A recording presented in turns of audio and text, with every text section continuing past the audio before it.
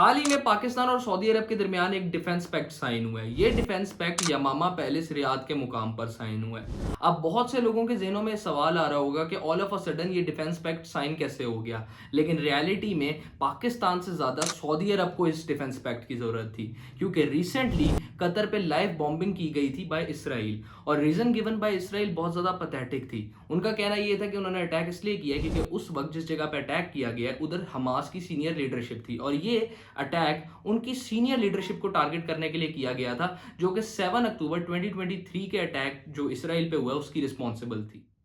अब कतर पे अटैक और सऊदी अरब के साथ डिफेंस पैक्ट, इनका आपस में रिलेशन क्या है? इनका रिलेशन बिल्कुल सिंपल है।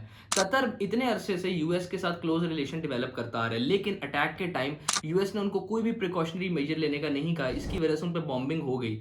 और सऊदी अरब का जो यहाँ फियर है वो ऑब्वियस है, क्योंकि यूएस इतने अरसे से अपना मिलिट्री कंट्रोल उधर रखा हुआ है, क्योंकि वो काफी देर से वहां ऑयल एक्सट्रैक्ट कर रहा है। तो सऊदी अरब को यहाँ फियर ये था कि कल को फिर से इसराइल उन पर अटैक ना कर दे और यूएस फिर से कहे कि हम आपको बताना भूल गए थे। इस रीजन के डर से उन्होंने पाकिस्तान के साथ डिफेंस पैक्ट साइन किया, क्योंकि रिसेंट टाइम में जो इसराइल है उसकी मिडिल ईस्ट के ऊपर इन्फ्लुएंस बहुत ज्यादा बढ़ चुका है, और उसके मिलिट्री ऑफेंस जो है वो मिडिल ईस्ट के अंदर अब हर एक को नोन है। तो इसी फियर से उन्होंने डिफेंस पैक्ट पाकिस्तान के साथ साइन किया, ताकि यूएस वाले बहाने उनको ना सुनने पड़े। अब इसराइल इतना ज्यादा ऑफेंस करके भी बच क्यों जाता है? That is the main question. Israel offence करके इतना बच इसलिए जाता है because it's a nuclear country, और उसके पास अमेरिका का सपोर्ट है, that is a super power, और उसके साथ साथ वो एक न्यूक्लियर कंट्री है। और इसके अलावा पूरे मिडल ईस्ट में कोई भी कंट्री नहीं है जो कि न्यूक्लियर आर्म्स को पोजेस करती हो। और ये जो डील हुई है पाकिस्तान और सऊदी अरब के दरमियान, ये सऊदी अरब को स्ट्रॉन्गर बनाती है इसराइल के खिलाफ और any kind of separate threat. क्योंकि अगर टाइम ऑफ अटैक आया दोबारा से सऊदी अरब के ऊपर, क्योंकि जो अभी कतर के साथ हुआ है वो सऊदीया के साथ भी हो सकता है, तो यूएस ने वही बहाने यूज करने जो मैंने अभी आपको ऊपर बताए थे कि इसराइल ने अटैक कर दिया, हमने समझा दिया, दोबारा नहीं होगा, और तब तक damage will be already done. यहाँ मैं आप लोगों को ये बात क्लियर कर दूं कि सऊदी ऑफिशियल्स ने ये बात क्लियर की है कि ये जो रीसेंट डिफेंस पैक्ट साइन हुआ है ये किसी भी रीसेंट इवेंट या किसी भी चीज के रात रिलेशन में नहीं हुआ, बल्कि ये काफी देर से पेंडिंग के ऊपर था, जो कि अब जाके साइन हुआ है। लेकिन असलियत हम सारों को पता है कि जो मैंने अभी आपको ऊपर एक्सप्लेन किया ये उसी वजह से साइन हुआ है। ये पैक्ट एक लाइव प्रूफ है पाक सऊदीया दोस्ती का। जिनको नहीं पता उनको बता दूं, पाक सऊदीया दोस्ती बहुत अरसे से चले आने वाली दोस्ती है। इसका अंदाजा आप इस बात से लगा सकते हैं, जो पाकिस्तान का शहर फैसलाबाद है वो सऊदी किंग फैसल के नाम पे रखा गया है। और Saudi Arab was one of that few countries जिसने पाकिस्तान को बनते ही एज अ कंट्री एक्सेप्ट कर लिया था। और इसके अलावा जो हमारी आर्म फोर्सेज हैं उनका मिडिल ईस्ट के अंदर वैसे ही बड़ा इन्फ्लुएंस है। उन्होंने मिडिल ईस्ट में जाके प्रॉपर मिलिट्री एक्टिविटीज की हुई हैं, जिसकी वजह से पूरी मिलिट्री एक्टिविटी उनकी जो है वो नोन है पूरे मिडिल ईस्ट के अंदर। और जो कि सीधा सीधा ये जो पैक्ट हुआ है अभी, ये एक लाइव प्रूफ के साथ साथ ये सीधा क्लियर कट पूरी दुनिया को जवाब है कि ये पाक सऊदीया की दोस्ती एक नेक्स्ट लेवल के ऊपर लेके जाएगा। ये जो अभी मैंने आप लोगों को क्लॉज बताया ये नेटो के आर्टिकल 5 की तरह है, जो स्टेट करता है कि एक नेटो कंट्री के ऊपर अटैक पूरी नेटो के ऊपर अटैक के बराबर है।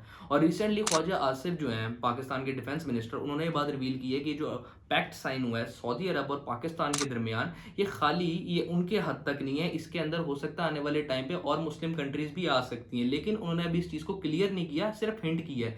जो हो सकता है आने वाले टाइम पे मुस्लिम नेटो की शुरुआत हो, नोबडी नोज। अब इस मुस्लिम नेटो वाली थिंग का डर उन ममालिक को लगा हुआ है जो कि पाकिस्तान या मुस्लिम कंट्रीज को एज अ एनिमी देखते हैं। लेकिन कीप इन माइंड ये मुस्लिम नेटो वाली थिंग एक र्यूमर है, nothing is confirmed as of yet. अगर मैं इस पैक्ट को ओवरऑल तरीके से देखूं तो ये पूरा पैक्ट जो है पूरी दुनिया के लिए एज अ सरप्राइज बन के आया, नोबडी वाज एक्सपेक्टिंग इट। और अगर पाकिस्तान की इकोनॉमिक कैपेसिटी देखी जाए तो वो इस वक्त है ही नहीं इस मूड के अंदर कि वो इस पैक्ट को पुल ऑफ कर सकता है। इसलिए पूरे वर्ल्ड को ये एक तरह का सरप्राइज मिला है और ये फैक्ट उनके लिए और ज़्यादा हार्डर है टू डाइजेस्ट कि पाकिस्तान ने इतना बड़ा मूव लेके सऊदी अरब के साथ एक डिफेंस पैक्ट साइन कर लिया है, जो कि आने वाले टाइम पे मैं आपको लिख के देता हूँ पूरी दुनिया में एक जियो पॉलिटिकल शिफ्ट लेके आएगा।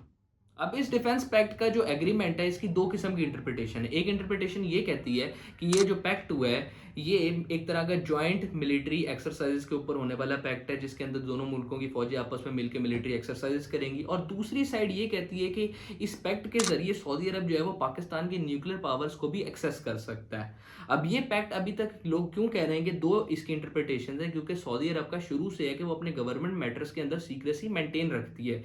इसी वजह से ये जो अभी एग्रीमेंट हुआ है इसके क्लॉजेस भी लोगों को नहीं पता, सिर्फ एक क्लॉज अभी तक रिवील हुआ है, उसके अलावा कुछ टेक्स्ट जो अभी तक इस क्लॉज में यूज हुआ है वो अभी तक लोगों को नहीं पता।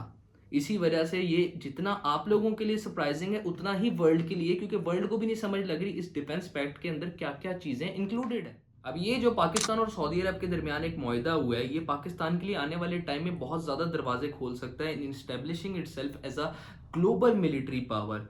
और मैं यहाँ एक और बात ये करना चाहूँगा कि जो पैक्ट हुआ है ये फ्यूचर में पाकिस्तान के लिए बहुत ज़्यादा, मैं कहता हूँ, एक तरह का हेल्प करेगा, क्योंकि ये पैक्ट जो है एक मुल्क के लिए नहीं, पूरी मिडल ईस्ट के अंदर as a global power reflect करता है पाकिस्तान को। और इसके अंदर आपको, मैं कहता हूँ, खुश होना चाहिए, बजाय कि आप किसी और पार्टी से बिलोंग करते हो, आप किसी और पार्टी के सपोर्टर हो, तो इसको डिस्करेज ना करें, क्योंकि ये पैक्ट किसी वज़ीर आज़म की पब्लिसिटी के लिए नहीं हुआ, ये पैक्ट पाकिस्तान और सऊदी अरब के दरमियान हुआ है। तो कल को प्राइम मिनिस्टर चेंज भी होगा तो फ़ायदा पाकिस्तान को ही हो रहा है, सिर्फ एक पार्टी को नहीं हो रहा। तो कीप इन माइंड कि अगर कोई चीज़ अच्छी हो रही है तो उसकी तारीफ करें, बजाय कि आप उसको बुरा कहने लग जाएं, क्योंकि आपकी डिफरेंस ऑफ ओपिनियन है किसी पार्टी के साथ। तो ये थी हमारी आज की वीडियो। अगर आप लोगों को अच्छी लगी हो तो चैनल को लाइक, कमेंट, शेयर और सब्सक्राइब करेगा, ताकि आने वाले टाइम पे वीडियोस को देख सकें। और अगर आप पाकिस्तानी पॉलिटिक्स के अलावा वर्ल्ड पॉलिटिक्स में भी इंटरेस्टेड हैं तो मैंने एक नेपाल के ऊपर वीडियो बनाई है, उनके जेंसी रिवॉल्ट के ऊपर, तो वो भी जाके चेकआउट करें। That's it for today, good bye.